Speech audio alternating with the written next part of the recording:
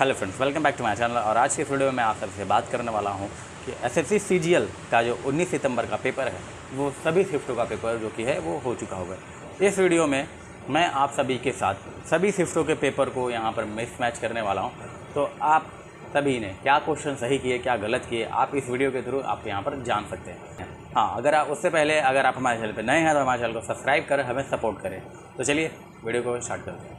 तो आज का जो आपका पहला क्वेश्चन आया था कि भक्ति प्रदीप कुलकर्णी ये जो आपके किस खेल से संबंधित हैं। तो देखिए, भक्ति प्रदीप कुलकर्णी की बात कर ले तो ये जो आपके भारतीय शतरंज खिलाड़ी हैं और इन्हें 2022 में जो है अर्जुन पुरस्कार से जो वो सम्मानित किया गया था।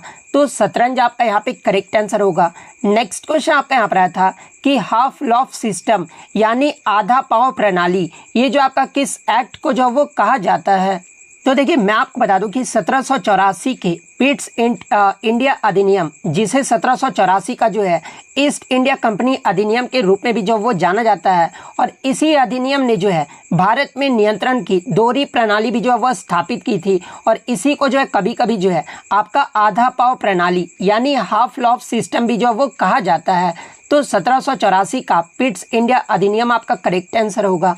नेक्स्ट क्वेश्चन आपका यहाँ पर आया था कि भारत में किस क्रांति के कारण जो है किसानों में क्षेत्रीय असमानताएं जो वो पैदा हो गई थी। तो देखिए, भारत में हरित क्रांति के कारण जो है किसानों में क्षेत्रीय असमानताएं जो वो पैदा हो गई थी। तो हरित क्रांति यानी ग्रीन रेवोल्यूशन आपका करेक्ट आंसर होगा।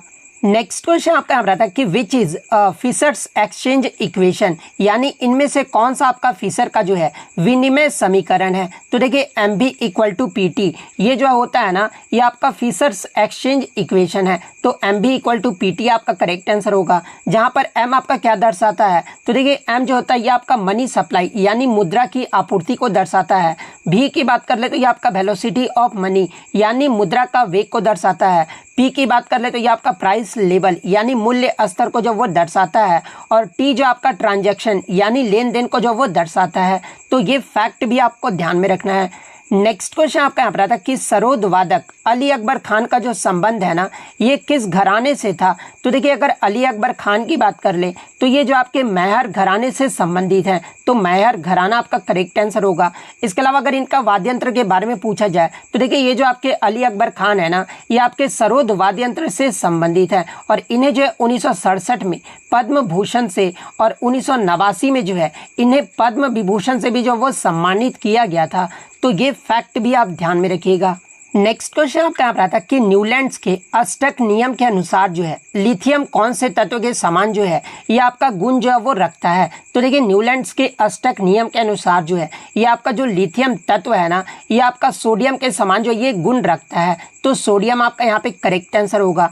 इसके अलावा बात कर ले न्यूलैंड्स का अष्टक नियम, इसमें जो आपका क्या कहा गया है। तो देखिए, न्यूलैंड्स के अष्टक नियम में आपका कहा गया है कि जब तत्वों को उनके परमाणु द्रव्यमान के बढ़ते क्रम में जब व्यवस्थित किया जाता है ना, तो प्रत्येक 8वें तत्व में जो आपके गुण होते हैं ना, वो आपके समान गुण जो वो दर्शाया जाता है। और न्यूलैंड्स का अष्टक नियम का जो प्रतिपादन है ये किस वर्ष में किया गया था। तो ये आपका 1865 में जो वो किया गया था। इसके अलावा एग्जाम में एक प्रश्न यहाँ से पूछा जाता है कि जो आपका न्यूलैंड्स का जो अष्टक नियम है ना, ये आपका किस तत्व तक जो वो लागू होता है। तो ये आपका कैल्शियम तत्व तक जो है ये आपका लागू होता था। तो ये फैक्ट भी आप ध्यान में रखिएगा। नेक्स्ट क्वेश्चन आपका यहाँ पर आता कि आपातकाल के दौरान निम्नलिखित में से कौन सा अनुच्छेद जो है निलंबित नहीं किया जा सकता है। तो देखिए, जब सरकार आपातकाल की घोषणा करती है ना, तो मौलिक अधिकारों में आपका अनुच्छेद 20 और अनुच्छेद 21 को छोड़कर जो है बाकी सारे जो अनुच्छेद है वो निलंबित हो जाते हैं। लेकिन अनुच्छेद 20 और अनुच्छेद 21 जो है ये आपका आपातकाल के दौरान भी जो है इसे निलंबित नहीं किया जा सकता है। तो अनुच्छेद 20 और 21 आपका करेक्ट आंसर होगा। इसके अलावा अनुच्छेद 20 में आपका क्या कहा गया है। तो देखिए, अपराधों के लिए सजा के संबंध में जो संरक्षण है ना, ये आपका अनुच्छेद 20 में कहा गया है। वहीं अगर अनुच्छेद 21 की बात कर ले तो इसमें आपका जीवन की सुरक्षा और व्यक्तिगत स्वतंत्रता की बात जो वो कही गई है। तो ये फैक्ट भी आप ध्यान में रखिएगा। नेक्स्ट क्वेश्चन आपका यहाँ पर आता कि आपका जो है मैचिंग से जो वो प्रश्न पूछा गया था 2021 में आपका जो अवार्ड दिया गया था ना, उससे जो आपको मैच जो वो करना था। तो देखिए, 2 ही ऑप्शन इस बच्चे द्वारा जो है मिल पाए हैं। एक तो आपका शिखर धवन के बारे में पूछा गया था और सेकंड आपका नीरज चोपड़ा के बारे में जो वो पूछा गया था। तो देखिए शिखर धवन को 2021 में जो है ये आपका अर्जुन पुरस्कार से जो वो सम्मानित किया गया था और नीरज चोपड़ा को 2021 में ही जो है आपका मेजर ध्यानचंद खेल रत्न पुरस्कार से जो वो सम्मानित किया गया था। तो धवन वाले में आपका अर्जुन पुरस्कार हो जाएगा और नीरज चोपड़ा वाले में जो है आपका मेजर ध्यानचंद खेल रत्न पुरस्कार हो जाएगा। तो इस प्रकार से जिन्होंने भी सही मैचिंग किया होगा उनका यहाँ पे करेक्ट आंसर होगा। देखिए मैं आपको पहले ही बता दूं कि यहाँ पे आपका 2021 के अवार्ड से जो वो मैचिंग करना था। क्वेश्चन में आपका 2021 आपका जो है वो मेंशन किया गया था। नेक्स्ट क्वेश्चन आपका यहाँ पर था कि which of the following proteins is found in milk, यानी दूध में निम्नलिखित में से जो है कौन सा प्रोटीन जो है वो पाया जाता है। तो देखिए दूध में जो है ये आपका कैसीन नामक प्रोटीन जो है वो पाया जाता है। तो कैसीन आपका यहाँ पे करेक्ट आंसर होगा। नेक्स्ट क्वेश्चन आपका यहाँ पर था कि president rule is imposed in A state under which of the following articles of Indian constitution, यानी किसी राज्य में जो है राष्ट्रपति शासन किस अनुच्छेद के आधार पर जो वो लगाया जा सकता है। तो देखिए भारतीय संविधान के अनुच्छेद 356 के तहत जो है किसी भी राज्य में राष्ट्रपति शासन जो वो लगाया जा सकता है। और यह जो आपका आर्टिकल है ना, अनुच्छेद है, यह आपका उन स्थितियों में आपका लगाया जाता है जब किसी राज्य में संवैधानिक तंत्र पूरी तरह से जो वो विफल हो जाता है और इस स्थिति में केंद्र सरकार जो है राज्य सरकार पर अपना अधिकार जो वो स्थापित कर लेती है। तो देखिए जो आपका राष्ट्रपति शासन है ना, ये आपका अनुच्छेद 356 के तहत जो वो लगाया जाता है राज्यों में। तो अनुच्छेद 356 आपका करेक्ट आंसर होगा। इसके अलावा मैं आपको बता दूं कि भारतीय संविधान में आपके 3 प्रकार के जो आपातकाल का प्रावधान जो वो किया गया है, जिसमें राष्ट्रीय आपातकाल का जो प्रावधान है ना, ये आपका अनुच्छेद 352 में किया गया है। राज्य आपातकाल या फिर राष्ट्रपति जो शासन है ना, ये आपका अनुच्छेद 356 में जो है वो किया गया है। और वित्तीय आपातकाल का जो प्रावधान है ना, ये आपका अनुच्छेद 360 में जो वो किया गया है। तो ये फैक्ट भी आप ध्यान में रखिएगा। नेक्स्ट क्वेश्चन आपका यहाँ पर फ्लेमिंग राइट हैंड रूल से आया था कि फ्लेमिंग राइट हैंड रूल में ये जो आपका अंगूठा होता है ना, यानी जो थंब होता है, ये आपका क्या दर्शाता है। तो देखिए ये जो आपका फ्लेमिंग राइट हैंड रूल का जो ये आपका फिगर आप यहाँ पे क्लियरली देख सकते हैं। और ये जो आपका फ्लेमिंग राइट हैंड रूल में ये जो आपका अंगूठा है ना, ये आपका direction of the motion of conductor, यानी आपका जो है चालक के गुजरने की दिशा को जो वो बताता है। तो direction of the motion of conductor आपका करेक्ट आंसर होगा। इसके अलावा अगर इस अंगुली की बात कर ले तो देखिए इस अंगुली को जो ये आपका तर्जनी अंगुली जो वो कहा जाता है। और ये जो आपका तर्जनी उंगली है ना, ये आपका डायरेक्शन ऑफ फ्लक्स, यानी आपका जो चुंबकीय क्षेत्र की दिशा को जो वो बताता है। वहीं अगर बात कर रही है आपका मध्यमा उंगली के बारे में, जिसे बीच वाली उंगली भी कहा जाता है। और ये जो आपका बीच वाली उंगली है ना, ये आपका डायरेक्शन ऑफ इंड्यूस्ड ईएमएफ, यानी आपका जो है चलने वाली धारा की दिशा को जो वो बताता है। तो ये फैक्ट भी आप ध्यान में रखिएगा। नेक्स्ट क्वेश्चन आपका यहाँ पर था कि बैटल ऑफ चौसा, यानी चौसा का जो युद्ध है ना, ये आपका हुमायूं और किसके बीच जो है वो लड़ा गया था। तो देखिए चौसा का युद्ध की बात कर ले तो ये जो आपका 26 जून 1539 को जो है आधुनिक बिहार राज्य के बक्सर जिले में स्थित चौसा गांव के पास जो ये आपका युद्ध लड़ा गया था। और ये जो आपका चौसा का युद्ध है ना, ये आपके मुगल सम्राट हुमायूं और सूरी साम्राज्य के संस्थापक शेर शाह सूरी के मध्य जो है ये आपका युद्ध लड़ा गया था। तो शेर शाह सूरी आपका यहाँ पे करेक्ट आंसर होगा। इसके अलावा मैं आपको बता दूं कि चौसा का युद्ध में जो विजयी रहा था ना, ये आपका शेर शाह सूरी जो वो विजयी रहे थे। और हुमायूं जो है अपनी जान बचाने के लिए जो है रणभूमि से जो वो भाग गया था। और इसी युद्ध के बाद जो है शेर शाह सूरी ने जो है आपके खुद फरीद अल दीन शेर शाह का जो ताज है वो पहना था। तो ये फैक्ट भी आप ध्यान में रखिएगा। नेक्स्ट क्वेश्चन आपका यहाँ पर क्लोरोप्लास्ट का जो फिगर आपको बताना था कि इनमें से कौन सा जो है क्लोरोप्लास्ट का जो वो सही फिगर दिया गया है। तो देखिए ये जो आपका क्लोरोप्लास्ट का जो वो फिगर होता है, जहाँ पर ये जो होता है ना, ये आपका इनर मेम्ब्रेन होता है, ये आपका जो होता है वो आपका ल्यूमेन होता है। इसके अलावा ये जो आपका होता है ना इंटर मेम्ब्रेन स्पेस होता है, आप यहाँ पे क्लियरली देख सकते हैं। और ये जो होता है ये आपका आउटर मेम्ब्रेन होता है। तो इस वाले फिगर पे जिन्होंने भी क्लिक किया होगा उनका यहाँ पे करेक्ट आंसर होगा। नेक्स्ट क्वेश्चन आपका यहाँ पर आता है कि सरधना जो पशु मेला है ना, ये आपका किस राज्य में लगता है। तो देखिए सरधना पशु मेला की बात कर ले तो ये आपका उत्तर प्रदेश राज्य में लगता है। तो उत्तर प्रदेश आपका करेक्ट आंसर होगा। नेक्स्ट क्वेश्चन आपका यहाँ पर आता है कि बक्सर का जो युद्ध है ना ये कब लड़ा गया था। तो देखिए बक्सर का जो युद्ध है ना ये आपका 22 अक्टूबर 1764 को जो वो लड़ा गया था। और ये जो युद्ध था ना ये आपका अंग्रेजों के लिए जो वो महत्वपूर्ण था, क्योंकि इसमें अंग्रेजों को जो है ये आपका बंगाल और बिहार का जो है पूर्ण नियंत्रण जो वो प्रदान जो वो किया गया था। इसके अलावा बात कर ले बक्सर का युद्ध, ये जो है किसके मध्य लड़ा गया था। तो देखिए बक्सर का जो युद्ध है ना ये आपके अंग्रेजों के सेना और आपका जो है मीर कासिम की संयुक्त सेना के बीच जो है ये आपका युद्ध लड़ा गया था। इसके अलावा एग्जाम में यहाँ से प्रश्न पूछा जाता है कि बक्सर के युद्ध में अंग्रेजों की सेना का जो नेतृत्व है ना ये कौन कर रहा था। तो ये आपका हेक्टर मुनरो कर रहा था। वहीं अगर बात कर ले मीर कासिम की तरफ से आपका कौन कौन था, तो देखिए मीर कासिम की संयुक्त सेना के बीच जो वो लड़ा गया था, जिसमें सिराजुद्दौला और शाह आलम द्वितीय इस सेना में जो वो शामिल थे। तो ये फैक्ट भी आप ध्यान में रखिएगा। और इस युद्ध का परिणाम क्या रहा था, तो देखिए बक्सर के युद्ध में मीर कासिम की जो संयुक्त सेना थी ना वो हार गई थी। और इसी युद्ध के बाद जो आपका इलाहाबाद की संधि भी हुआ था, जो कि आपका 12 अगस्त 1765 को जो है रॉबर्ट क्लाइव और शाह आलम द्वितीय के बीच जो है इस पर हस्ताक्षर जो वो किया गया था। तो ये पॉइंट भी आप ध्यान में रखिएगा। नेक्स्ट आपका यहाँ पर आता है कि आपका श्रमिकों के लिए निर्वाह जो मजदूरी है ना ये आपका किस अनुच्छेद से संबंधित है। तो देखिए श्रमिकों के लिए वेतन या फिर आपका निर्वाह मजदूरी जो है ये आपका अनुच्छेद 43 से जो वो संबंधित है। तो अनुच्छेद 43 आपका करेक्ट आंसर होगा। इसके अलावा डीपीएसपी के अन्य इंपॉर्टेंट अनुच्छेद की बात कर ले, जैसे कि इससे पहले आपका अनुच्छेद 40 के बारे में पूछा गया था। तो देखिए अनुच्छेद 40 में जो है आपके ग्राम पंचायत के गठन से संबंधित का उल्लेख जो वो किया गया है। वहीं अगर अनुच्छेद 41 की बात कर ले तो देखिए इसमें जो आपका काम करने का, शिक्षा का और कुछ मामलों में सार्वजनिक सहायता का अधिकार जो वो प्रदान किया गया है। अनुच्छेद 42 में जो है ये आपका काम और मातृत्व राहत की मानवीय स्थितियों के लिए जो वो प्रावधान जो वो किया गया है। अनुच्छेद 43A की बात कर ले तो इसमें आपके उद्योगों के प्रबंध में जो है मजदूरी की भागीदारी जो है ये आपका अनुच्छेद 43A में कहा गया है। सहकारी समितियों को बढ़ावा देना ये जो आपका अनुच्छेद 43B में कहा गया है।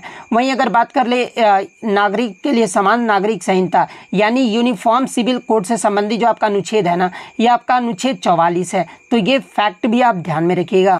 एक क्वेश्चन आपका जो है तरंग संचार पोर्टल से आया था, हालांकि ऑप्शन में आपका तरंग संचार पोर्टल दिया गया था और ये जो आपका यहाँ पे करेक्ट आंसर होगा। तो मैं आपको बता दूं कि तरंग संचार पोर्टल होता क्या है। तो देखिए ये जो आपका तरंग संचार जो पोर्टल है ना एक आपका वेब पोर्टल है जो मोबाइल टावरों और इलेक्ट्रोमैग्नेटिक फील्ड्स सिग्नलों के बारे में जो है आपका जानकारी प्रदान करता है। और ये जो आपका दूरसंचार विभाग यानी DOT ने जो है उद्योग के साथ सार्वजनिक निजी भागीदारी मोड के तरंग संचार पोर्टल को जो है ये विकसित किया है। तो ये जो आपका तरंग जो संचार पोर्टल है वो क्या है, तो ये जो आपका एक वेब पोर्टल है। तो ये पॉइंट आप ध्यान में रखिएगा।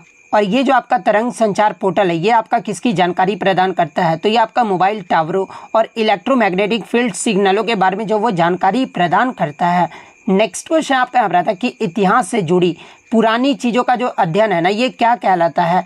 तो देखिए इतिहास से जुड़ी पुरानी चीज़ों का जो अध्ययन है ना ये आपका आर्कियोलॉजी यानी पुरातत्व शास्त्र जो वो कहलाता है। तो आर्कियोलॉजी आपका यहाँ पे करेक्ट आंसर होगा।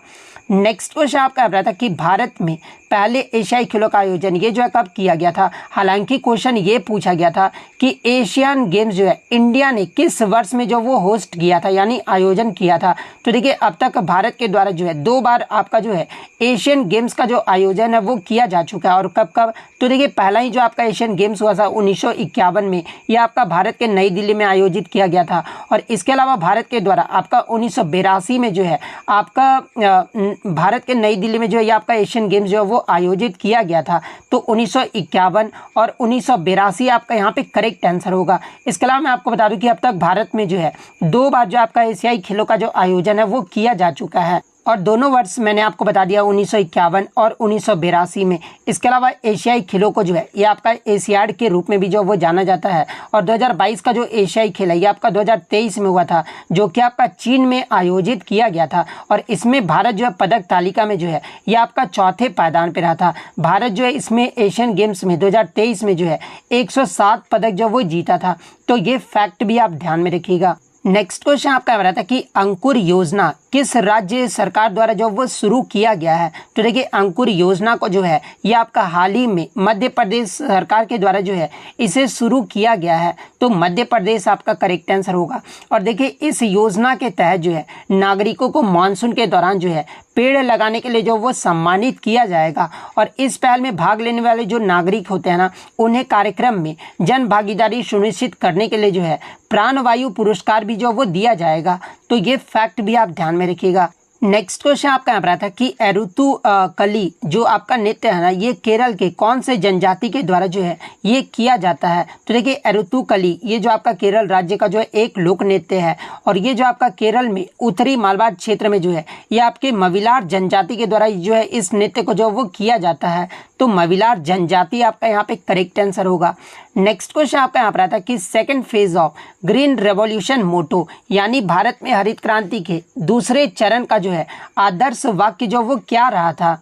तो देखिए भारत में हरित क्रांति के दूसरे चरण का जो आदर्श वाक्य है ना ये आपका कृषि उत्पादकता बढ़ाना और देश में खाद्य सुरक्षा जो वो सुनिश्चित करना था। तो ये ऑप्शन आपका यहाँ पे करेक्ट आंसर होगा। इसके अलावा बात कर ले दूसरे चरण ये जो आपका कब हुआ था। तो देखिए ये जो आपका दूसरा चरण है ना ये आपका 1970 के दशक के मध्य से 1980 के दशक के मध्य तक जो ये आपका चला था। तो ये पॉइंट भी आप ध्यान में रखिएगा। और दूसरे चरण में ही जो है ये आपका उच्च उपज देने वाली किस्मों के बीजों का इस्तेमाल जो वो किया गया था और उर्वरकों का भी जो है इसमें इस्तेमाल किया गया था और सिंचाई सुविधाओं में भी जो वो सुधार किया गया था।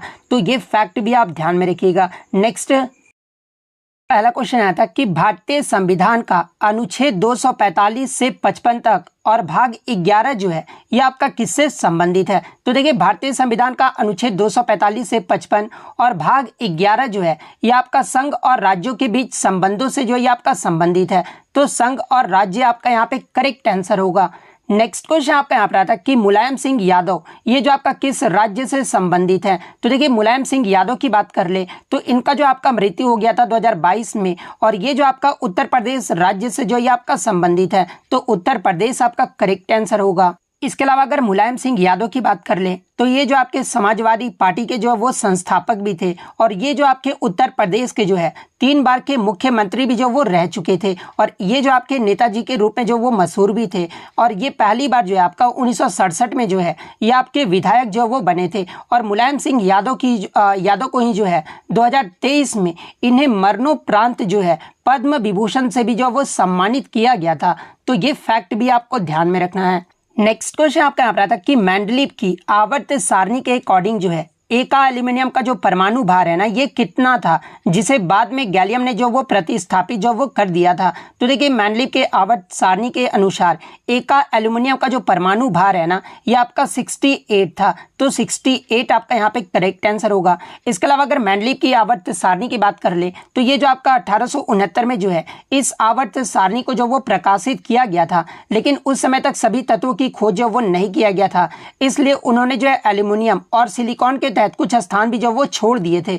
इसके अलावा एग्जाम में यहाँ से एक प्रश्न बनता है कि मेंडलीव के द्वारा जो आपके तत्वों का नाम दिया गया था ना वहां से जो आपके प्रश्न पूछे जाते हैं जैसे कि उन्होंने जो है एका बोरोन और एका एल्यूमिनियम और इसके अलावा एका सिलिकॉन का जो वो नाम दिया था क्योंकि उनके जो गुण है ना ये आपके बोरोन एल्यूमिनियम और सिलिकॉन के जो वो समान थे। तो अगर एग्जाम में पूछा जाए कि आपका मेंडलीव के द्वारा स्कैंडियम का नाम जो है क्या दिया गया था तो ये आपका एका बोरोन जो वो दिया गया था। गैलियम का जो नाम है ना ये आपका एका एल्यूमिनियम जो वो दिया गया था और जर्मेनियम का जो नाम है ये आपका एका सिलिकॉन जो वो दिया गया था। तो ये फैक्ट भी आप ध्यान में रखिएगा। नेक्स्ट क्वेश्चन आपका यहाँ रहा था कि लूनी नदी का उद्गम जो ये कहाँ से होता है। तो देखिए लूनी नदी का जो उद्गम है ना ये आपके राजस्थान के अजमेर जिले के जो है ये आपका नाग पहाड़ या फिर नागा पहाड़ियों से होता है। तो अगर पहाड़ियों के बारे में पूछा गया था तो नाग पहाड़ियाँ आपका करेक्ट आंसर होगा। वहीं अगर राज्य के बारे में पूछा गया था कि लूनी नदी किस राज्य से बहती है तो फिर आपका राजस्थान जो आपका यहाँ पे करेक्ट आंसर होगा। नेक्स्ट क्वेश्चन आपका यहाँ पर आता है कि शतरंज में केवल एक पंक्ति यानी रो में चलने वाला मोहरा कौन सा है। तो देखिए अगर ये प्रश्न पूछा गया था ना तो शतरंज में केवल एक पंक्ति और आपका एक ही कॉलम में चलने वाला जो आपका मोहरा है ना ये आपका हाथी है। तो अगर ये प्रश्न पूछा गया था तो हाथी आपका करेक्ट आंसर होगा। और देखिए अगर प्रश्न का लैंग्वेज अगर आपका इस प्रकार से होगा कि शतरंज के खेल में एक पंक्ति में एक बार चलने वाला मोहरा कौन सा होता है? एक बार चलने वाला अगर मोहरा के बारे में पूछा गया था ना, तो फिर जो आपका करेक्ट आंसर होगा ना, वो आपका प्यादा यानी पॉन, जिसे आप जो है सिपाही बोलते हैं। तो ये जो आपका केवल आगे की दिशा की ओर जो है एक पंक्ति में ही जो वो चलता है, और ये जो आपका एक ही कदम ही चलता है, लेकिन जो पहली जो चाल चलता है ना सिपाही, वो आपका 2 कदम जो है वो चल सकता है। तो अगर इस प्रकार से प्रश्न पूछा गया था, तो फिर जो आपका प्यादा यानी सिपाही आपका करेक्ट आंसर होगा। तो देखिए, एग्जाम तो आप देकर आए हैं, मैं तो देकर नहीं आया हूँ, तो जो भी बच्चों द्वारा मुझे मिलेगा तो मैं दोनों क्वेश्चन आपको डिस्कस कर दिया हूँ। इसके अलावा राजा रानी और ऊँट की बात कर ले, तो ये जो आपके एक पंक्ति में जो वो नहीं चलते हैं, राजा रानी और ऊँट जो होते हैं ना, ये आपके विभिन्न दिशाओं में जो वो चल सकते हैं। तो ये फैक्ट भी आप ध्यान में रखिएगा। नेक्स्ट क्वेश्चन आपका यहाँ पर आता है कि क्वीन डीडा ये जो है कहाँ की शासिका थी? तो देखिए, क्वीन डीडा की बात कर ले तो ये आपका जम्मू कश्मीर की जो वो शासिका थी, तो जम्मू कश्मीर आपका करेक्ट आंसर होगा। नेक्स्ट क्वेश्चन आपका यहाँ पर था कि विनायक दामोदर सावरकर को काला पानी की सजा के बाद जो है अंडमान की सेल्युलर जेल में जो है कब ले जाया गया था? तो देखिए, विनायक दामोदर सावरकर को काला पानी की सजा के बाद जो है ये आपका अंडमान की सेल्युलर जेल में जो है ये आपका जून 1911 में जो वो ले जाया गया था। तो जून 1911 आपका करेक्ट आंसर होगा। नेक्स्ट क्वेश्चन आपका यहाँ पर आता है कि प्रोकैरियोटिक कोशिका का इनमें से कौन सा उदाहरण है? तो देखिए, प्रोकैरियोटिक कोशिका वो कोशिका होती है जिसमें आपका केंद्रक जो होता है ना, ये आपका सुसंगठित जो है वो नहीं होता है, और इसमें आपका केंद्रक झिल्ली भी जो होता है ना, वो आपका अब्सेंट यानी अनुपस्थित होता है। तो एग्जाम में प्रश्न पूछा जाता है कि केंद्रक झिल्ली किसमें अनुपस्थित रहता है, तो ये आपका प्रोकैरियोटिक कोशिका में जो वो अनुपस्थित रहता है। और इसमें जो आपका कोशिकांग झिल्ली जो होता है ना, यानी प्रोकैरियोटिक कोशिका में जो आपका कोशिकांग झिल्ली द्वारा ये जो आपका परिपथ जो वो नहीं होता है। और उदाहरण के तौर पे अगर बात कर ले तो देखिए, जीवाणु और नीले हरे शैवाल ये जो आपके प्रोकैरियोटिक कोशिका जो वो कहलाते हैं। वहीं अगर यूकैरियोटिक कोशिका की बात कर ले तो देखिए, ये जो आपकी यूकैरियोटिक कोशिका होते हैं ना, ये आपके झिल्ली युक्त जो ये आपके सुसंगठित केंद्रक में जो ये पाए जाते हैं, और इसमें आपका कोशिकांग झिल्ली द्वारा जो है ये आपके परिपथ जो वो होते हैं, जैसे कि प्याज की झिल्ली एवं कपोल में जो आपका यूकैरियोटिक कोशिका जो वो पाया जाता है। तो ऐसी कोशिकाएं वाले जीवों को जो है ये आपका यूकैरियोटिक कोशिका जो वो कहा जाता है। तो देखिए, प्रोकैरियोटिक कोशिका का उदाहरण पूछा गया था, तो बैक्टीरिया आपका यहाँ पे करेक्ट आंसर होगा।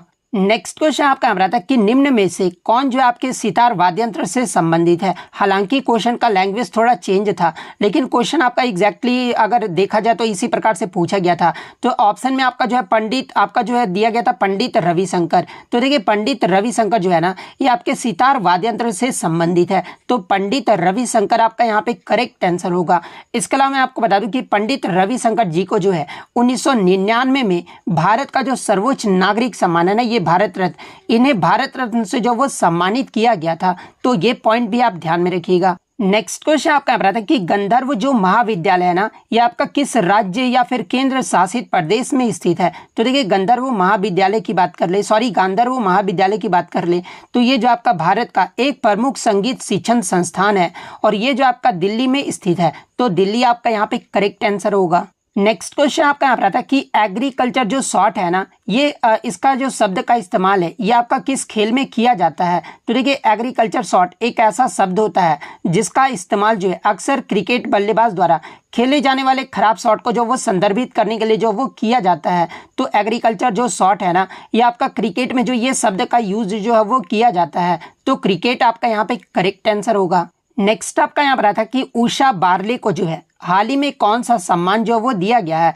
तो देखिए, मैं आपको बता दूं कि उषा बारले को जो है 2023 में पंडवानी गायन में उनके योगदान के लिए जो है भारत का चौथा सर्वोच्च नागरिक पुरस्कार पद्म श्री पुरस्कार जो है इन्हें मिला है। तो पद्म श्री जो इन्हें 2023 में मिला है। तो 2023 पद्म श्री आपका करेक्ट आंसर होगा। और किस गायन शैली के लिए मिला ये अगर पूछा जाए तो इन्हें जो आपका पंडवानी गायन शैली के लिए जो वो दिया गया है। और ये जो आपका पंडवानी जो गायन शैली है किस राज्य का है? तो ये आपका छत्तीसगढ़ राज्य का है। तो ये पॉइंट भी आप ध्यान में रखिएगा। देखिए, एक आपका पंडवानी होता है और एक आपका पदयानी होता है, ठीक है? तो ये आप ध्यान में रखिएगा कि ये जो आपका पदयानी है ना, ये आपका केरल राज्य का जो वो लोक नृत्य है। और इससे प्रीवियस शिफ्ट में आपसे पूछा गया था पदयानी के बारे में। तो देखिए, ये जो आपका पदयानी है ना, ये आपका केरल राज्य का जो है एक लोक नृत्य है। तो आपको कंफ्यूज नहीं होना है। नेक्स्ट क्वेश्चन आपका यहाँ पर आता है कि त्योहार मी डैम मी फी, ये जो आपका त्योहार है ना, ये किस राज्य में आपका मनाया जाता है? तो देखिए मी डैम मी फी जो त्योहार है ना, ये आपका असम राज्य में जो वो मनाया जाता है।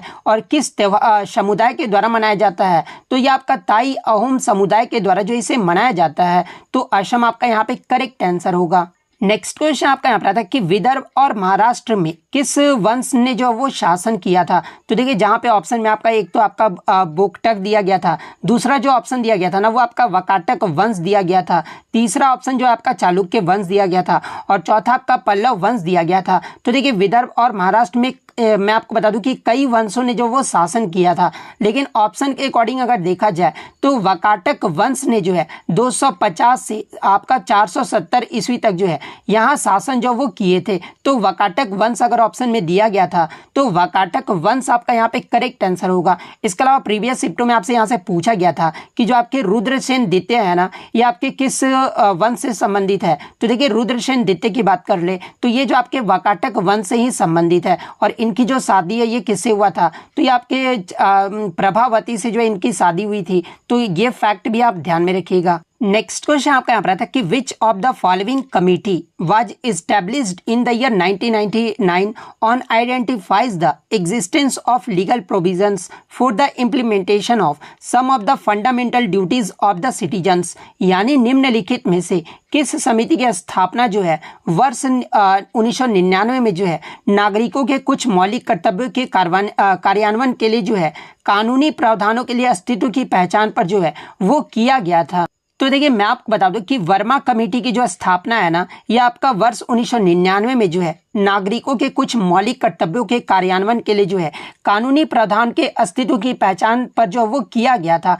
तो वर्मा कमेटी आपका यहाँ पे करेक्ट आंसर होगा। अब देखिए फंडामेंटल ड्यूटीज की बात आ गई तो देखिए फंडामेंटल ड्यूटीज को जो है ये आपका 42वें संविधान संशोधन 1976 के द्वारा जो है आपके 10 फंडामेंटल ड्यूटीज को जो है ये आपके सरदार स्वर्ण सिंह समिति की सिफारिश पर जो वो जोड़ा गया था। तो ये कमेटी को भी जो आपको ध्यान में रखना है। अगर एग्जाम में इस प्रकार से प्रश्न पूछा जाए कि मौलिक कर्तव्य को जो है किस समिति की सिफारिश पर जो वो जोड़ा गया था, तो ये आपका सरदार स्वर्ण सिंह समिति की सिफारिश पर जो है आपके 8 मौलिक कर्तव्यों का जो वो सुझाव दिया गया था, और 2 मौलिक कर्तव्य जो है आपकी इंदिरा गांधी सरकार के द्वारा जो है वो आपके इंप्लीमेंट जो वो किए गए थे 1976 में, और 11वां जो मौलिक कर्तव्य ये आपका 86वें संविधान संशोधन 2002 के माध्यम से जो है वो आपका जोड़ा गया था। तो ये फैक्ट भी आप ध्यान में रखिएगा। नेक्स्ट क्वेश्चन आपका यहाँ पर आता है कि किस राज्य सरकार ने जो है आपका ये योजना शुरू की है जिसमें 20 अगस्त 2005 के बाद जन्मी प्रत्येक दूसरी लड़की के लिए जो है माता पिता को 5,000 रुपये जो है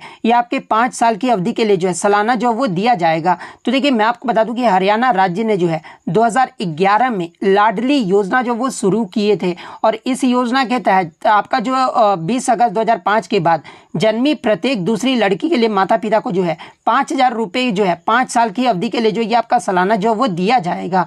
तो हरियाणा राज्य आपका यहाँ पे करेक्ट आंसर होगा। एक क्वेश्चन आपका जो है इकोलॉजिकल एफिशिएंसी से आया था, यानी पारिस्थितिकी दक्षता से आया था, जहाँ पे एक ऑप्शन आपका दिया गया था ना कि एनर्जी ट्रांसफर इनटू ए फूड चेन, ये जो आपका दिया गया था। तो ये वाला ऑप्शन आपका यहाँ पे करेक्ट आंसर होगा। अगर मैं हिंदी में आपको समझाने की कोशिश करूँ तो देखिए पारिस्थितिकी दक्षता, खाद्य श्रृंखला या वेब में जो है आपका ट्रैफिक स्तरों के बीच ऊर्जा हस्तांतरण की दक्षता, या फिर पर्यावरणीय प्रभाव के सापेक्ष मानव कल्याण के संकेतक को जो वो संदर्भित करती है। तो ऑप्शन में आपका जो वो दिया गया था एनर्जी ट्रांसफर इन फूड चेन दिया गया था। तो एनर्जी ट्रांसफर इन फूड चेन आपका यहाँ पे करेक्ट आंसर होगा।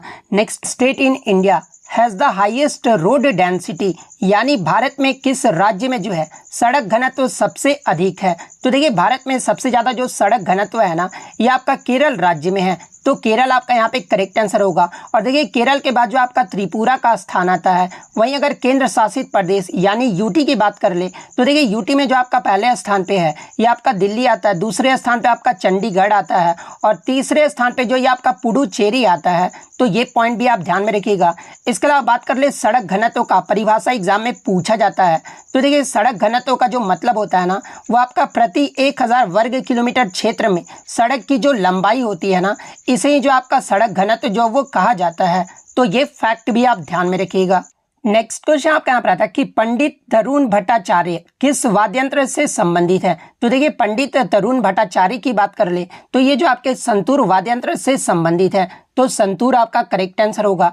इसके अलावा मैं आपको बता दूं कि पंडित तरुण भट्टाचार्य को जो है 2018 में इन्हें संगीत नाटक अकादमी पुरस्कार से भी जो वो सम्मानित किया गया था। इसके अलावा एग्जाम में पूछा जाता है कि संगीत के क्षेत्र में भारत रत्न पाने वाले पहले संगीतकार कौन थे। तो ये आपके एम.एस. सुब्बुलक्ष्मी थी और इन्हें जो आपका 1998 में, यहाँ पे गलती से आप 1999 लिखा गया है, 1998 में जो है एम.एस. सुब्बुलक्ष्मी को जो है भारत रत्न से जो वो सम्मानित किया गया था।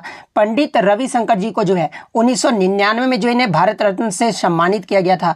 और ये जो आपके सितार वाद्यंत्र से संबंधित है, उस्ताद बिस्मिल्लाह खान को जो है 2001 में आपके जो है भारत रत्न से सम्मानित किया गया था। और उस्ताद बिस्मिल्लाह खान जो है आपके शहनाई वादक से जो वो संबंधित है। और इससे पहले आपका पंडित भीमसेन जोशी के बारे में पूछा गया था। तो देखिए पंडित भीमसेन जोशी को जो है 2008-9 में जो है इन्हें भारत रत्न से जो वो सम्मानित किया गया था। और ये जो आपके पंडित भीमसेन जोशी है ना, ये आपके हिंदुस्तानी शास्त्रीय गायक से जो वो संबंधित है। तो ये पॉइंट भी आप ध्यान में रखिएगा। इसके अलावा वाद्यंत्र और उनके वादक से जो है आपके लगातार प्रश्न पूछे जा रहे हैं, जैसे कि पंडित शिव कुमार शर्मा और भजन सोपारी, इनका जो संबंध है ना, ये आपके संतूर वाद्यंत्र से है।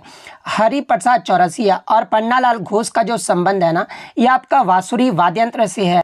तबला वादक में आपके जाकिर हुसैन, अल्लाह रखा खां, साबिर खां, पंडित किशन महाराज और पंडित ज्ञान प्रकाश घोष, इनका जो संबंध है आपका तबला वाद्यंत्र से है। सरोद वाद्यंत्र में जो है आपके अलाउद्दीन खान, अली अकबर खान, अमजद अली खान और बुद्धदेव दास गुप्ता, इन सभी का जो संबंध है आपका सरोद वाद्यंत्र से है। शहनाई वादक में आपके बिस्मिल्लाह खान, कृष्ण राम चौधरी और अली अहमद हुसैन, ये जो आपके आ जाते हैं। सितार वाद्यंत्र में बात कर ले तो देखिए पंडित रविशंकर, शाहिद परवेज खान, बुद्धादित्य मुखर्जी और अनुष्का शंकर, इन चारों का जो संबंध है ना, ये आपके सितार वाद्यंत्र से है।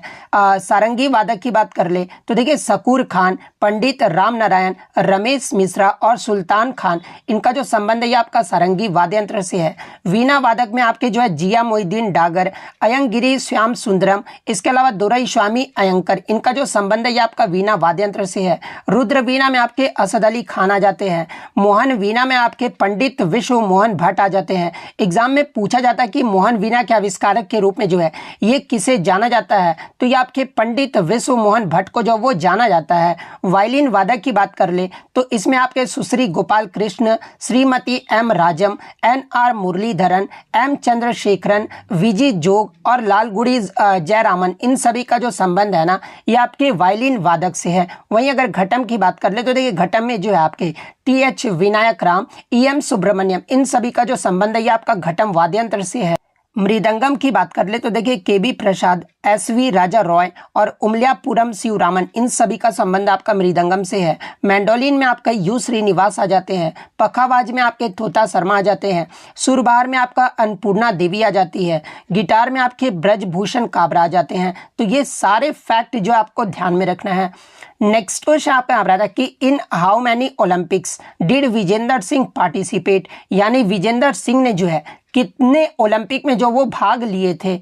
तो देखिए अगर विजेंदर सिंह की बात कर ले तो ये जो आपके बॉक्सिंग खेल से जो वो ये संबंधित है और ओलंपिक में पदक जीतने वाले जो है ये पहले भारतीय मुक्केबाज भी थे। और ये जो आपके विजेंदर सिंह थे ना, ये जो आपके 2008 का जो बीजिंग ओलंपिक हुआ था उसमें जो है पुरुष के 75 किग्रा वर्ग में जो है ये भारत की तरफ से जो वो ब्रॉन्ज मेडल यानी कांस्य पदक जो वो जीते थे। और विजेंदर सिंह जो है अब तक आपके कितने ओलंपिक में जो वो भाग लिए हैं, तो 3 ओलंपिक में जो वो भाग लिए थे। सबसे पहले तो आपका 2004 के ओलंपिक में भाग लिए थे, हालांकि वहां पे उनको कोई भी मेडल नहीं मिल पाया था।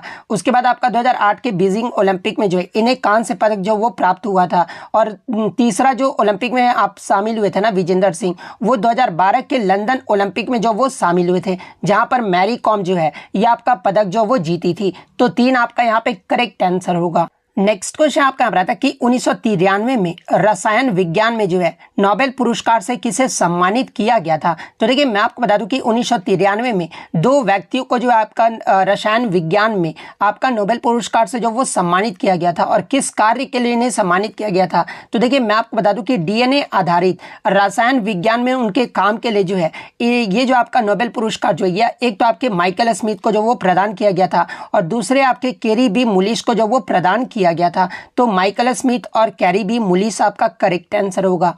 नेक्स्ट क्वेश्चन आपका यहाँ पर आया था कि which of the following is not the ऐसा यूनिट ऑफ एनर्जी, यानी इनमें से कौन सा जो है एनर्जी का जो वो ऐसा यूनिट नहीं है। तो देखिए मैं आपको बता दूं कि ऐसा यूनिट का जो एनर्जी का जो आपका ऐसा यूनिट होता है ना, एक तो आपका जूल होता है, इसके अलावा इलेक्ट्रोवोल्ट भी होता है, कैलोरी भी होता है, ब्रिटिश थर्मल यूनिट भी होता है और किलोवाट आवर भी होता है। तो देखिए ये सभी जो यूनिट होते हैं ना, ये आपके एनर्जी के यूनिट होते हैं। तो इनमें से आपका 3 तो ऑप्शन में दिया गया था।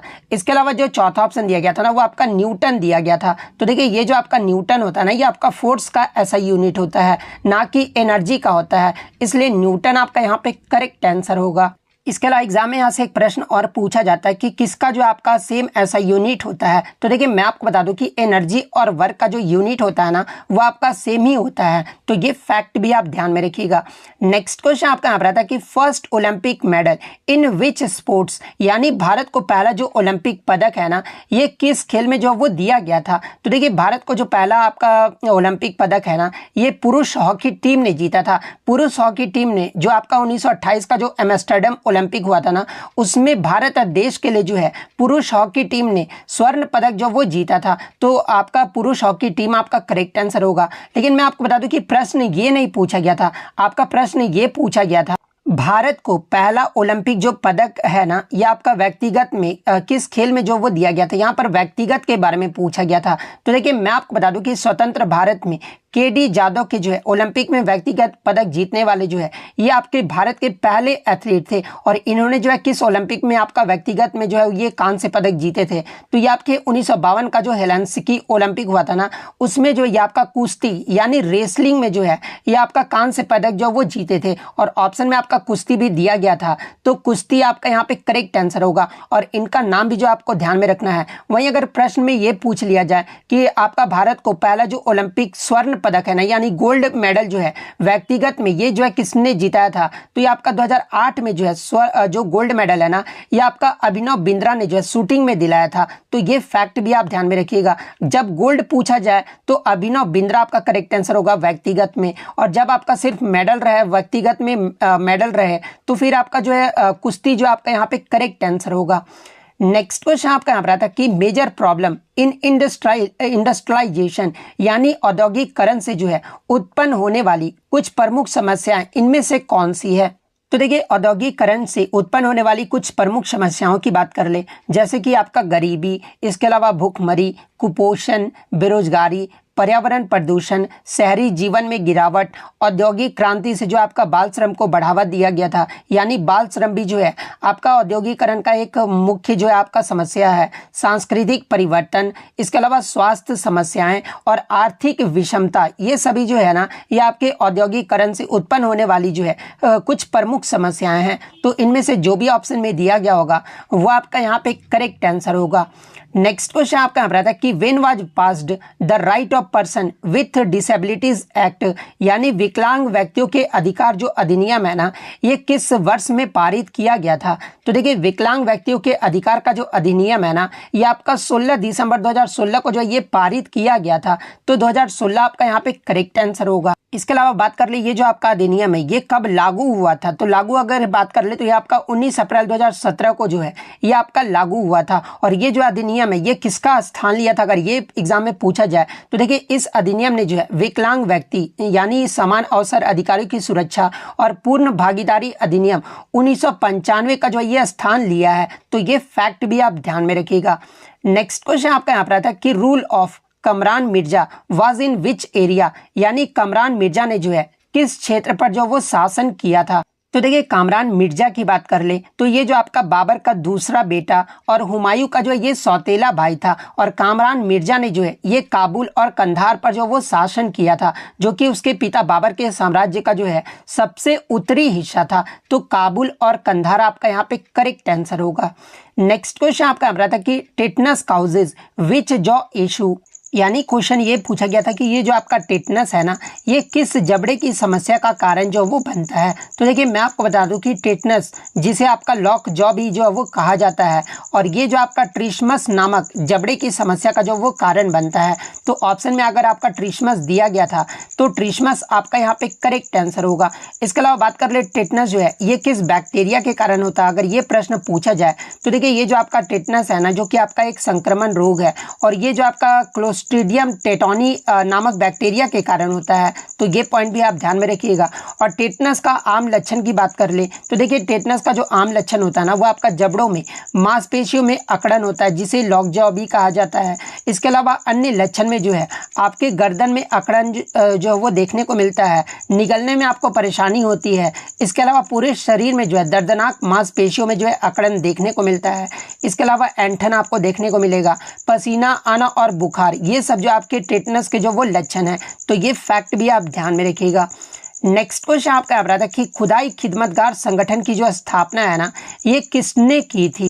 तो देखिए खुदाई खिदमतगार संगठन की जो स्थापना है ना, यानी आंदोलन की जो स्थापना है, शुरू है, ये आपका 1929 में जो है खान अब्दुल गफ्फार खान के द्वारा जो वो शुरू किया गया था। तो खान अब्दुल गफ्फार खान आपका करेक्ट आंसर होगा। और ये इस आंदोलन को जो है आपका लाल सट भी जो है वो कहा जाता है। तो ये पॉइंट भी आप ध्यान में रखिएगा। इसके अलावा आपको खान अब्दुल गफ्फार खान के बारे में एक बात ध्यान में रखना है कि इन्हें जो है 1987 में भारत रत्न पुरस्कार से जो वो सम्मानित किया गया था। और ये जो आपके भारत रत्न पुरस्कार प्राप्त करने वाले जो है पहले गैर भारतीय थे। एग्जाम में पूछा जाता है कि भारत रत्न पुरस्कार पाने वाले पहले गैर भारतीय कौन थे, तो ये आपके खान अब्दुल गफ्फार खान थे। और इन्हें 1987 में जो है भारत रत्न पुरस्कार से सम्मानित किया गया था।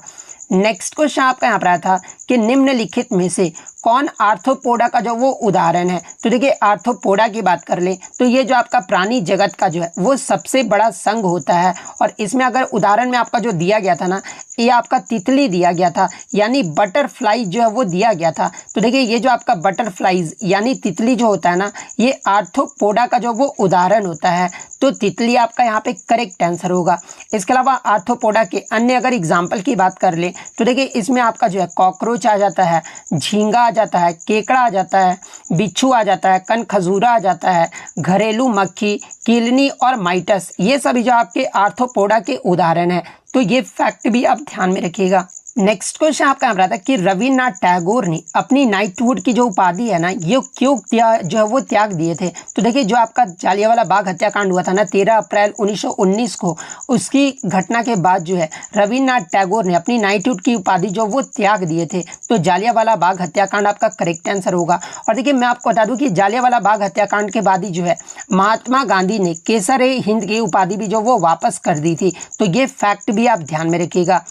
नेक्स्ट क्वेश्चन आपका यहाँ पर आता है कि प्रधानमंत्री की नियुक्ति राष्ट्रपति जो है किस अनुच्छेद के अकॉर्डिंग जो है इनकी नियुक्ति जो है वो करते हैं। तो देखिए प्रधानमंत्री की नियुक्ति राष्ट्रपति के द्वारा जो है अनुच्छेद 75 के अकॉर्डिंग जो वो किया जाता है। तो अनुच्छेद 75 आपका यहाँ पे करेक्ट आंसर होगा। देखिए अनुच्छेद 75 में आपका कहा गया है कि प्रधानमंत्री को राष्ट्रपति के द्वारा जो वो नियुक्त किया जाता है और अन्य मंत्रियों को प्रधानमंत्री की सलाह पर जो है ये राष्ट्रपति के द्वारा जो वो नियुक्त किया जाएगा। तो अनुच्छेद 75 आपका यहाँ पे करेक्ट आंसर होगा। नेक्स्ट क्वेश्चन आपका रहा था कि इनमें से कौन सा जो है एक मौलिक कर्तव्य यानी फंडामेंटल ड्यूटीज नहीं है। तो देखिए इसके ऑप्शन तो मुझे बच्चों द्वारा नहीं मिले हैं, लेकिन अगर फंडामेंटल ड्यूटीज की बात कर ले तो ये जो आपका भाग 4A में, यहाँ पे भाग 4A कर लीजिएगा, भाग 4A में और अनुच्छेद 51A में जो है आपके मौलिक कर्तव्य का उल्लेख जो है वो किया गया है। और आपके जो 10 मौलिक कर्तव्य, ये आपका 42वें संविधान संशोधन जो कि आपका 1976 में हुआ था, इसमें जो आपके 10 मौलिक कर्तव्यों को जो वो जोड़ा गया था। और वर्तमान में आपका 11 मौलिक कर्तव्य है और 11वें मौलिक कर्तव्य को जो है ये आपका 86वें संविधान संशोधन जो कि आपका 2002 में हुआ था, इसके माध्यम से जो आपका 11वां मौलिक कर्तव्य को जो वो जोड़ा गया था। और वो आपके 11 मौलिक कर्तव्य कौन कौन से हैं तो आप यहाँ पर वीडियो पॉज करके भी जो आराम से पढ़ सकते हैं। तो ये जो आपके 11 मौलिक कर्तव्य हैं, इन्हीं में से जो आपका 3 ऑप्शन में दिया गया था और इसमें से आपका 3 ऑप्शन दिया गया था, इसके अलावा जो चौथा ऑप्शन होगा ना वही आपका यहाँ पे करेक्ट आंसर होगा, क्योंकि आपका मौलिक कर्तव्य कौन सा नहीं है ये पूछा गया था। अब देखिए मैं आपको सारे 11 मौलिक कर्तव्य बताने लगूंगा तो वीडियो बहुत ज़्यादा लंबा हो जाएगा, इसलिए जिन भी कैंडिडेट्स का आगे आने वाले शिफ्टों में एग्जाम है आप ये पूरा 11 मौलिक कर्तव्य जो वो जरूर देख लीजिए। नेक्स्ट क्वेश्चन आपका यहाँ रहा था कि चतुर्थ बौद्ध संगति का जो आयोजन है ना, क्वेश्चन आपका इस प्रकार से पूछा गया था कि महायान और हीनयान जो है ये किसके शासन काल में जो ये आपका अलग हुआ था, ये प्रश्न पूछा गया था। तो देखिए महायान और हीनयान जो है ये आपका कनिष्क के शासन काल में जो वो अलग हुआ था, और कनिष्क के शासन काल में ही जो है ये आपका चतुर्थ बौद्ध संगति का आयोजन जो है ये आपका कश्मीर में किया गया था। तो कनिष्क आपका यहाँ पे करेक्ट आंसर होगा। अब देखिए आपका बौद्ध संगति से प्रश्न पूछ लिया गया है, तो आपके जो है 4 प्रमुख जो है वो बौद्ध संगति हुए थे। जैसे कि पहला जो बौद्ध संगति है ये आपका 483 ईसा पूर्व में जो है ये आपका राजगिरी में हुआ था, और ये जो आपका अजातशत्रु के शासनकाल में आयोजित किया गया था, और इसके जो अध्यक्ष थे ना ये आपके महाकश्यप थे। वहीं अगर द्वितीय बौद्ध संगति की बात कर ले तो ये आपका 383 ईसा पूर्व में हुआ था, जो कि आपका वैशाली में हुआ था, और ये जो आपका कालाशोक के शासनकाल में आयोजित किया गया था, और इसके जो अध्यक्ष है ना ये आपके साबा कामी थे। तृतीय बौद्ध संगति जो है ये आपका 255 ईसा पूर्व में हुआ था, जो कि आपका पाटलिपुत्र में आयोजित किया गया था, और ये जो आपका अशोक के शासन काल में हुआ था, और इसमें जो आपके अध्यक्ष थे ना वो आपके मोगली पुत्तिस जो है ये आपके अध्यक्ष थे। वहीं अगर चतुर्थ बौद्ध संगति की बात कर ले तो ये जो आपका पहली ईस्वी में हुआ था, और ये जो आपका कुंडल वन में आयोजित किया गया था, जिसे आप कश्मीर भी बोलते हैं, तो कुंडल वन में जो ये आपका आयोजित किया गया था, और ये जो आपका कनिष्क के शासन काल में जो है आयोजित किया गया था, और इसके जो अध्यक्ष थे ना ये आपके वसुमित्र जी थे। तो ये सारे फैक्ट जो है आपको ध्यान में रखना है। नेक्स्ट आपका यहाँ पर आता है कि निम्नलिखित में से कौन भारत के उपराष्ट्रपति को जो है पद और गोपनीयता की जो वो शपथ है वो दिलाता है। तो देखिए भारतीय संविधान के अनुच्छेद 69 के अकॉर्डिंग जो है राष्ट्रपति जो होते हैं ना ये उपराष्ट्रपति को पद और उनकी गोपनीयता का शपथ जो वो दिलाते हैं। तो राष्ट्रपति आपका करेक्ट आंसर होगा, और अनुच्छेद अगर पूछ ले तो अनुच्छेद 69 फिर आपका करेक्ट आंसर होगा। नेक्स्ट आपका यहाँ रहता है कि निम्नलिखित में से कौन सी ओडिसी नृत्यांगना नहीं है। तो देखिए और इसके तो ऑप्शन मुझे मिले नहीं है, लेकिन ओडिसी नृत्यांगना की बात कर ले तो देखिए केलुचरण महापात्र, संयुक्ता पाणिग्राही, सोनल मानसिंह, इसके अलावा प्रोतिमा बेदी और रंजना गौहर, इन सभी का जो संबंध है ना ये आपके ओडिसी नृत्य से है। तो इनमें से आपका 3 तो ऑप्शन में दिया गया था, इसके अलावा जो चौथा ऑप्शन होगा ना वही आपका यहाँ पे करेक्ट आंसर होगा। और ये जो आपका ओडिसी है ये किस राज्य का शास्त्रीय नृत्य है, तो ये आपका उड़ीसा राज्य का जो वो शास्त्रीय नृत्य है। नेक्स्ट आपका यहाँ पर आता है कि निम्नलिखित में से आपका वर्धा नदी जो है ये किसका जो है वो आपका सहायक नदी यानी ट्रिब्यूटरी नदी है। तो देखिए अगर वर्धा नदी की बात कर ले तो ये जो आपका गोदावरी नदी का जो है ये आपका ट्रिब्यूटरी नदी है। तो गोदावरी नदी आपका करेक्ट आंसर होगा। इसके अलावा मैं आपको बता दूं कि ये जो आपका वर्धा और पूर्णा ये जो नदियाँ हैं ना ये गोदावरी नदी की जो वो सहायक नदियाँ हैं। तो पूर्णा के बारे में भी पूछा जाए तो ये आपका गोदावरी नदी की जो वो सहायक नदियाँ हैं। तो गोदावरी नदी आपका करेक्ट आंसर होगा। नेक्स्ट क्वेश्चन आपका रहा था कि नवरात्रि में किस देवी की पूजा जो वो की जाती है। तो देखिए नवरात्रि में माँ दुर्गा के 9 रूपों की पूजा जो वो किया जाता है। तो माँ दुर्गा आपका यहाँ पे करेक्ट आंसर होगा।